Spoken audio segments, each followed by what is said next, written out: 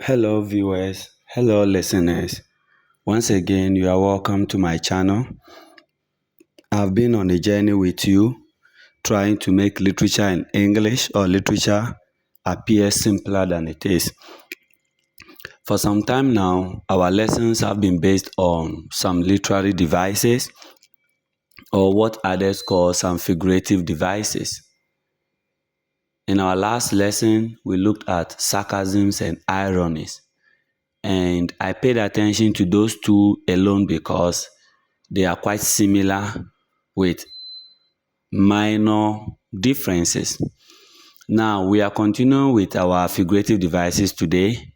And just like our last lesson, today I will concentrate on just two devices. I'll look at anachronism, which is not so much a common or popular device, but quite interesting if you get to know and understand it. Then I'll also look at pun.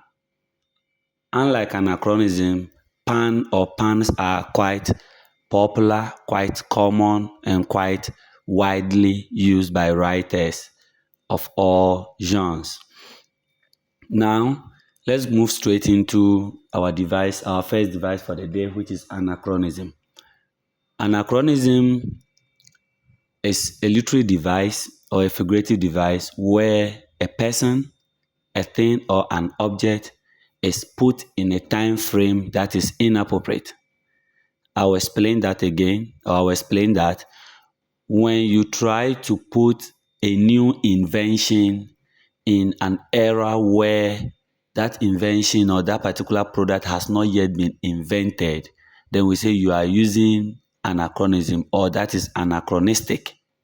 For example, during the ancient times or the times of antiquity, there are a lot of modern gadgets that we use today, some sophisticated, some very simple, that were not actually in use because they've not been invented. So when you make a statement trying to put such gadgets into antiquity or ancient times, it becomes anachronistic. Again, there were ancient ways of life that we do not practice today, that are not peculiar to our ways of life today. So when you make statements where you try to import such ancient ways into contemporary life, it's also anachronistic. Now, one way that you could understand anachronism very well is by using examples. And when you look at the screen, the first example I have there is I saw a painting of Aristotle wearing wristwatch. Now, during the time of Aristotle, the ancient great philosopher, there were no wristwatches or wristwatches. People do not wear wristwatches. Therefore, telling someone that you saw a painting or a picture of the great Aristotle wearing a wristwatch, it is anachronistic because Aristotle couldn't have worn a wristwatch during his time or days because there were no wristwatches. Another example is Peter wore the wristwatch with the wrong time. When we say Peter or Pete here, I am making direct biblical allusion to Peter who betrayed Jesus. Now, during the time of Jesus, there were no wristwatches. Just at the time of Aristotle, years after, there were no wristwatches. Therefore, for you to say that he wore a wristwatch with the wrong time, that is also anachronistic. Nkrumah received the award yesterday. Good. This would be better comprehended by historians or Ghanaians or Africans. Nkrumah was the first president in the history of Ghana, and he also was the man that gained our independence or the independence for Ghanaians on the 6th of March. Now, saying that he received an award yesterday, Nkrumah died years ago. Therefore, making him seem like he's still living in modern or contemporary world, that is anachronistic. Now, using these three examples, what I want you to understand about anachronism is that you are trying to make something that is either outdated look modern, or you are trying to push a particular era forward or backwards, as if what if? What if Pete or Peter had a watch? What if Aristotle's time there were wristwatches? What would have happened? And most stories, most sayings in literature are said or bordered around this what if kind of statement. What if Peter had a wristwatch? Could it have been that the denial of Jesus 3 times before the cock crow could have been a different thing altogether? So, in order to do a good what if Nkrumah were to be alive today?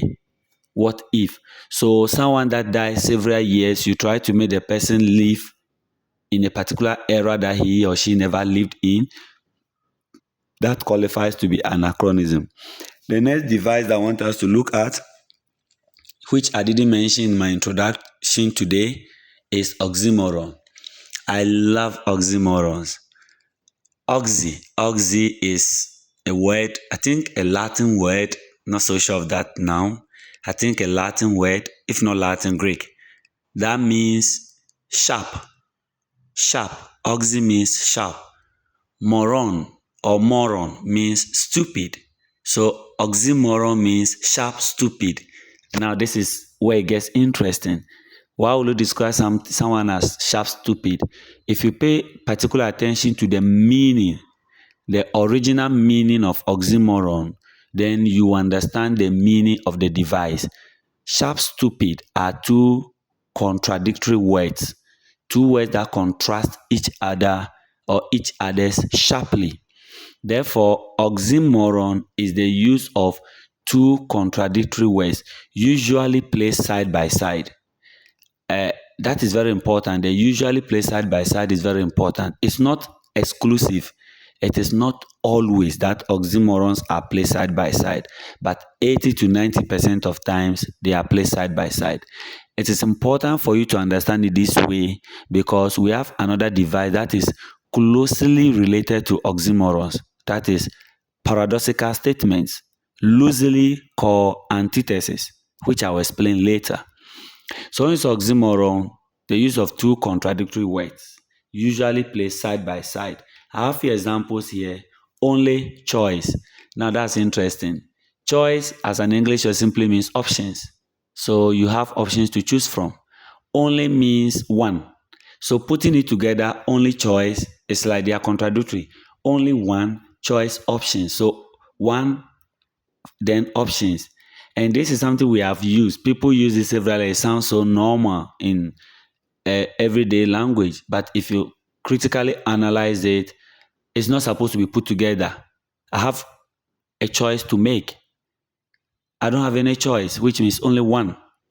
Another example is same, difference. Same means there is no difference. Difference means it is not the same. So putting the two together is also oxymoron. Terribly good.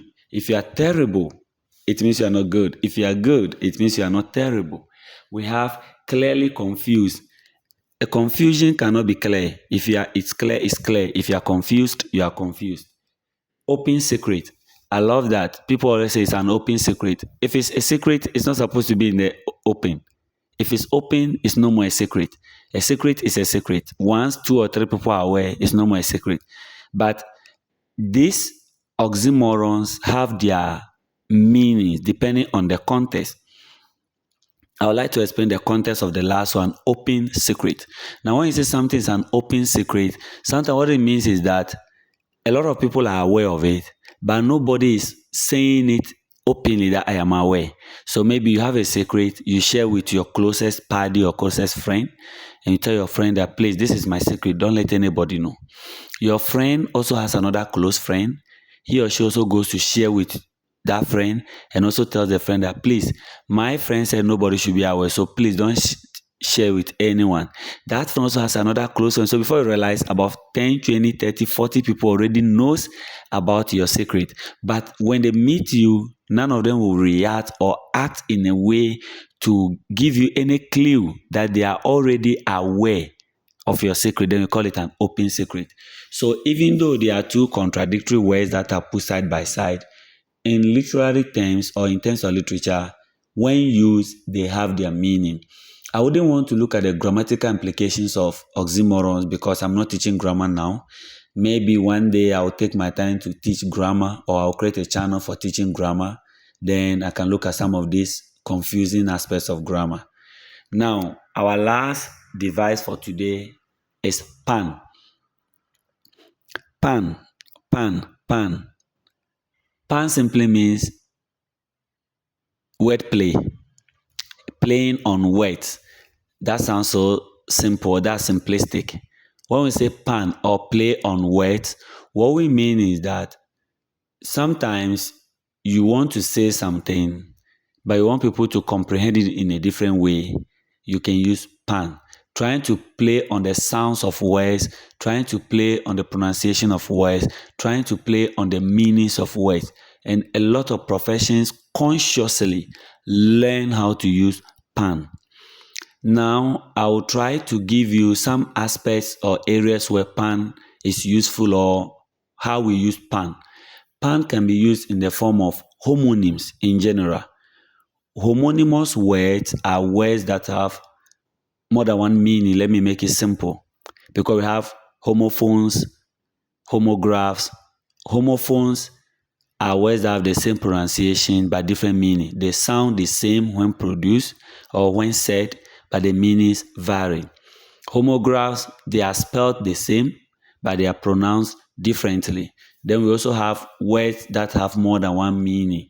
It's just the same word, but depending on the context that it is used, the meaning varies. These areas or these classes of words are what are employed in pun. I have a few examples on the screen. My soul is weak, even though I have souls to lead. Good. When this is said, my soul is weak, even though I have souls to lead.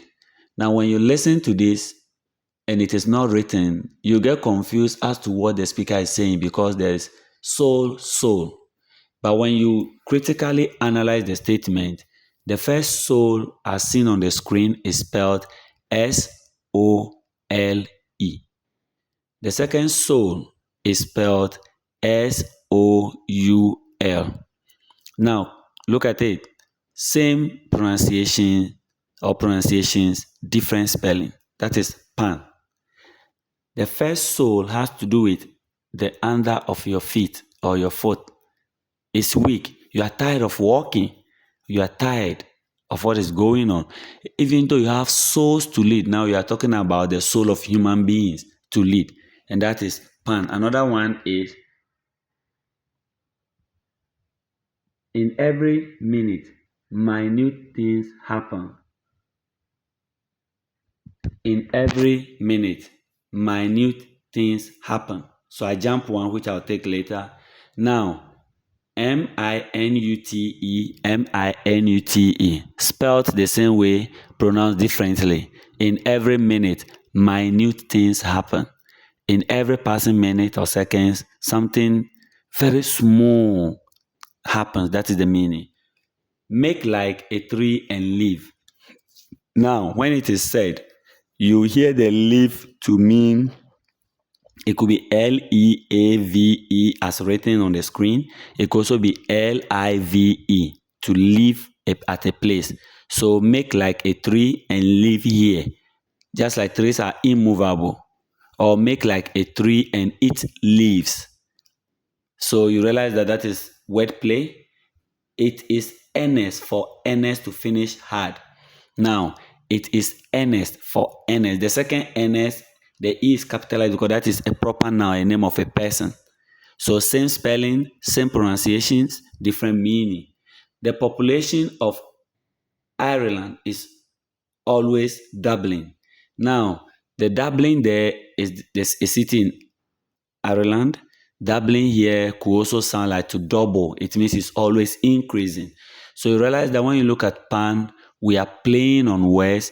We either play on the sound of words, or we play on the spelling of words, or we play on the meaning of words to create a kind of confusion, to create a kind of intellectual play, to create a kind of dual meaning or more than two meaning of a statement. There are some professions that consciously use this kind of puns, like lawyers, like politicians. A politician could pass a statement and use a pun. And when you come and ask him, you said this, say, no, I didn't say it. I didn't mean it the way you interpreted it. That is the role of pan. Now, today we looked at 3 devices. I'm not loading the devices because I want you to listen to them shortly, understand where you have problems or confusions. You ask questions, I'll come and explain.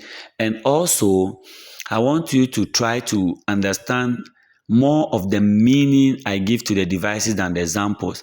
If you get the understanding of the devices, you can easily create your examples, because or you can easily understand different examples. I cannot, or no teacher of literature can exclusively give you all the examples of any device on earth. That is why understanding or comprehension of these devices are very important. So today we looked at anachronism, which is a device where a person, it could be an individual, a thing, an object, or any kind of thing is placed in a time frame that is inappropriate. Inappropriate here simply means that that particular entity or person or thing is not supposed to be in the era or time frame that you are trying to put, or you put that thing or person in. We also look at oxymoron. Oxy, as I said, meant or means sharp. Sharp means intelligent, fast. Then moron means stupid.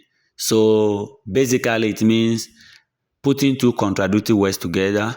Then we also look at pun, a word play. Synonymously, another word for pun is word play, trying to play on words. Thank you for being part of today's class. Please don't forget to subscribe to the channel, and also forget to listen. And if you have any questions, just leave your questions. I'll come and answer it for you. Have a nice day. Bye bye. See you in our next class.